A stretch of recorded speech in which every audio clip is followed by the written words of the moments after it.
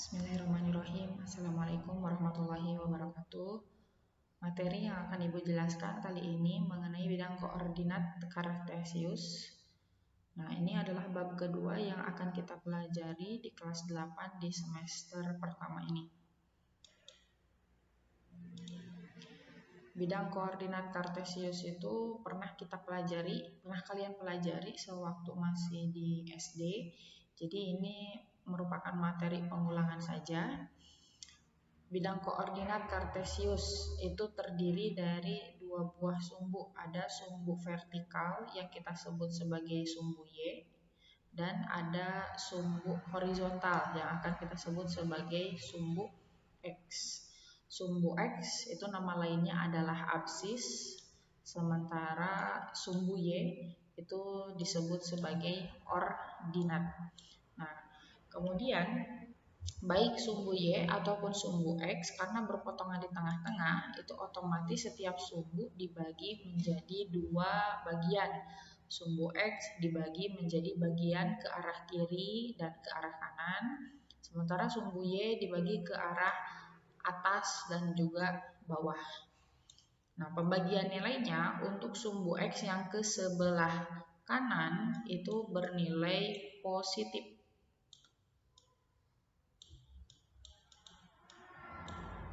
Sementara nilai untuk sumbu X di sebelah kiri bernilai negatif. Dikasih gini aja ya biar lebih mudah. Cirinya bilangan negatif tinggal pakai strip aja. Terus kalau misalkan sumbu Y positif, itu arahnya ke atas. Sementara untuk sumbu Y negatif, itu ada arahnya ke bawah. Nah, kemudian karena si sumbu Y dan sumbu X ini berpotongan tepat di tengah-tengah, otomatis mereka itu akan membentuk 4 daerah. Ada daerah ke-1 yang dibatasi sumbu X dengan sumbu X positif dan sumbu Y positif. Ada daerah yang dibatasi oleh sumbu X negatif, sumbu Y positif. Ada yang dibatasi sumbu Y dan sumbu X yang negatif. Atau ada juga yang dibatasi sumbu X positif dan sumbu Y negatif. Nah, daerah-daerah tersebut disebut sebagai kuadran. Karena ada 4 daerah, otomatis ada 4 kuadran. Kuadran ke-1 itu terletak di sumbu X positif dan sumbu Y positif. Arahnya untuk menentukan kuadran kedua itu perputarannya mengikuti berlawanan arah jarum jam. Kalau misalkan jarum jam berputar ke arah kanan, nah untuk kuadran perputarannya itu justru ke arah kiri. Jadi kuadran 1 untuk menentukan kuadran 2 tinggal digeser saja ke sebelah kiri. Jadi kuadran 2 itu nilai sumbu X-nya negatif, sementara nilai sumbu Y-nya positif. Untuk kuadran 3, kalau kita perhatikan baik nilai dari sumbu X ataupun sumbu Y itu sama-sama bernilai negatif. Sementara untuk kuadran keempat, nilai sumbu X-nya positif dan nilai sumbu Y-nya negatif. Nah, kemudian kita juga akan mempelajari lagi tentang penulisan titik koordinat kartesius. Jadi titik-titik pada bidang koordinat kartesius ini ada banyak. Nah, cara penulisannya itu gimana? Cara penulisannya adalah merupakan pasangan antara nilai absis dan nilai ordinat. Ingat ya, absis itu apa? Absis adalah sumbu X, berarti nilai pada sumbu X, nilai pada sumbu Y. Urutannya harus X, Y. X terlebih dahulu, baru setelah itu adalah nilai Y. Nah, kita coba nih. Di sini misalkan Ibu sudah menggambarkan beberapa buah titik. Ada titik A 2,4, B negatif 3,1, C negatif 5,4, dan D 6,3. Penulisan titik itu harus menggunakan huruf kapital. Nah, contohnya misalkan kayak gini nih, ada titik A, si A-nya itu huruf A-nya itu menggunakan huruf kapital. Titik B, B yang digunakan juga adalah B huruf kapital. Titik C, C-nya juga merupakan huruf kapital. Jadi setiap penulisan titik itu menggunakan huruf kapital. Nah, bagaimana nih cara menggambar titik pada bidang koordinat kartesius? Misalkan ini untuk titik A. Titik A koordinatnya adalah 2,4. Artinya apa? Tadi sudah disebutkan bahwa penulisan titik itu merupakan pasangan antara nilai absis dan nilai ordinat. Maka si 2 ini untuk titik A merupakan nilai X, sementara 4-nya merupakan nilai Y. Kalian untuk menggambarkan si titik tersebut tinggal kita lihat dulu nih X, Y. Berarti yang dilihat adalah nilai X-nya terlebih dahulu. X-nya sama dengan 2. 2 di sumbu X kita cari. Pasti otomatis ada di sebelah kanan. Karena nilai 2 itu kan bernilai positif. Nah kemudian setelah kita menemukan angka 2 pada sumbu X, kita juga harus menemukan angka 4 pada sumbu Y. Berarti kalau misalkan si 4 itu karena positif letaknya ada di atas. Nah, setelah itu gimana? Kita tarik garis putus-putus dari si X sama dengan 2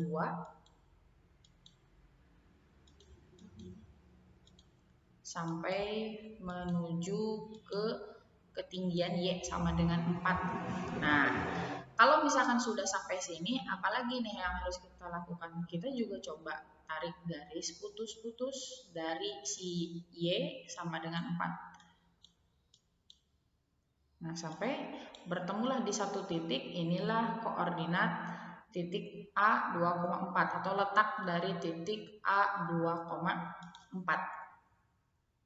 Kita coba lagi, misalkan untuk titik B, koordinatnya adalah negatif 3,1. Negatif 3,1 ini artinya si X-nya sama dengan negatif 3, Y-nya sama dengan 1. Nah, karena si X-nya sama dengan negatif 3, otomatis karena nilainya negatif, dia ada di sebelah mana? Ada di sebelah kiri di sini.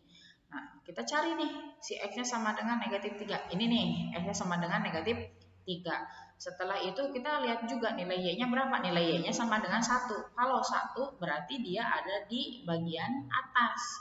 Maka tinggal kita geser dari nilai negatif 3 pada sumbu X ke atas sebanyak 1 satuan. Terus dari si Y sama dengan 1 juga ditarik garis.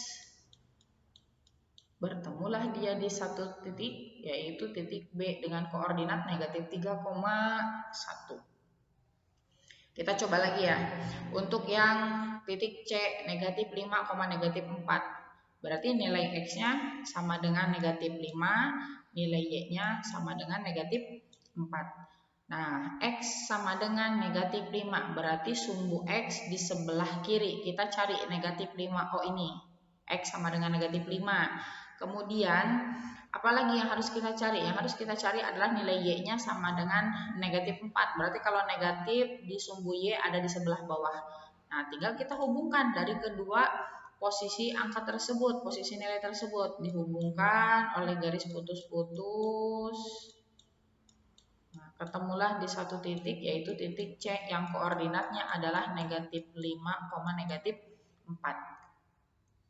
Contoh yang lain untuk titik D, ini juga sama. Misalkan D koordinatnya adalah 6, negatif 3. Berarti nilai X-nya adalah 6, nilai Y-nya sama dengan negatif 3.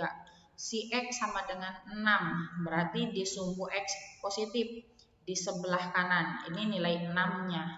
Kemudian nilai Y-nya adalah negatif 3. Kalau Y sama dengan negatif, berarti dia ada di sebelah bawah di sini.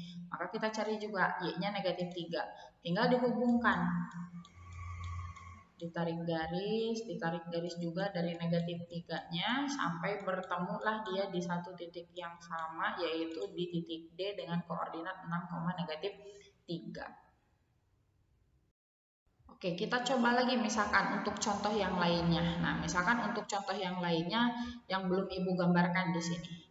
Misal ya, Ibu mau menggambarkan titik 9,3. Nah, di manakah letak titik 9,3? 9,3 ini artinya nilai X-nya sama dengan 9, nilai Y-nya sama dengan 3. Tinggal kita lihat X, di sumbu X 9, nilainya positif. Ada di sebelah mana? Ada di sebelah kanan. Ini 9-nya. Kemudian nilai Y-nya berapa? Nilai Y-nya sama dengan 3. 3 itu bernilai positif, berarti ada di sebelah atas. Mana 3-nya? Ini nilai 3-nya. Nah, dari kedua posisi tersebut masing-masing kita tarik garis. Garis putus-putus terus. Nah, yang ini juga sama, dari si 9-nya ditarik garis secara vertikal atau ke atas. Sampai bertemulah dia di satu titik yang sama. Nah, misalkan di sini. Inilah koordinat dari titik 9,3. Contoh yang lainnya, misalkan koordinat yang mau kita cari atau kita gambarkan di koordinat kartesius itu adalah 0,6.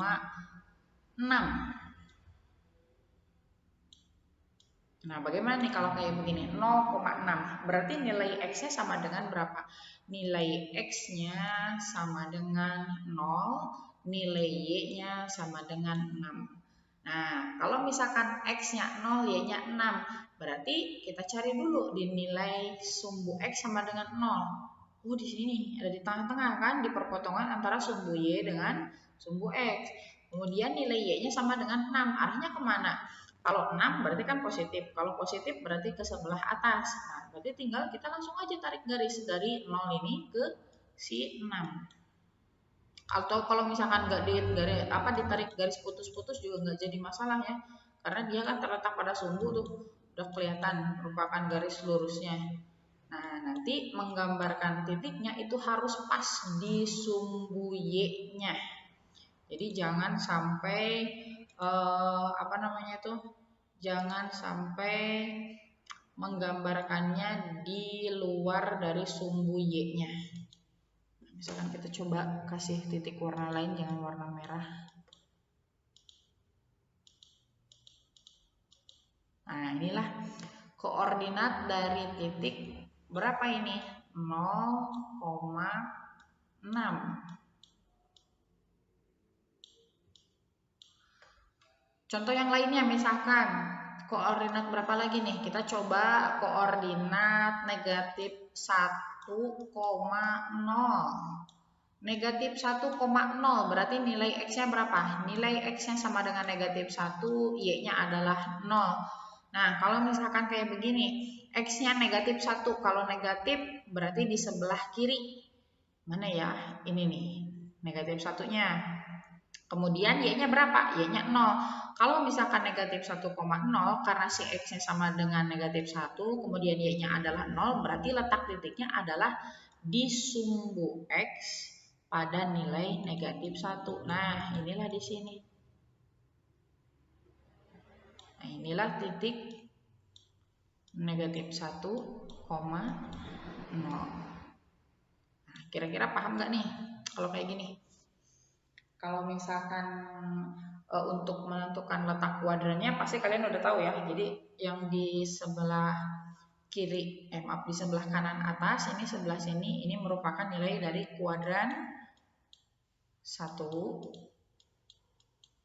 Kemudian yang di sebelah kiri atas, ini kuadran kedua. Yang sebelah kiri bawah, ini kuadran ketiga. Dan satu lagi adalah kuadran keempat. Jadi kalau misalkan ditanyakan nih, titik negatif 5, negatif 4, berarti dia ada di kuadran mana? Ada di kuadran ketiga. Gitu. Karena udah jelas dari letak kuadrannya pada bidang koordinat kartesius. Oke, sudah paham? Nah, kalau sudah paham, ini ada beberapa latihan soal yang harus kalian kerjakan. Gambarkan letak titik-titik berikut pada bidang kartesius, kemudian tentukan kuadran dari masing-masing titik. Ada 4 buah titik. Kerjakan seperti yang barusan dicontohkan sama Ibu. Kemudian untuk anak-anak didik Ibu, tugasnya adalah latihan soal tersebut dikerjakan di buku corak catur, kemudian difotokan, kirim ke Ibu lewat Japri. Ya, terima kasih. Assalamualaikum warahmatullahi wabarakatuh.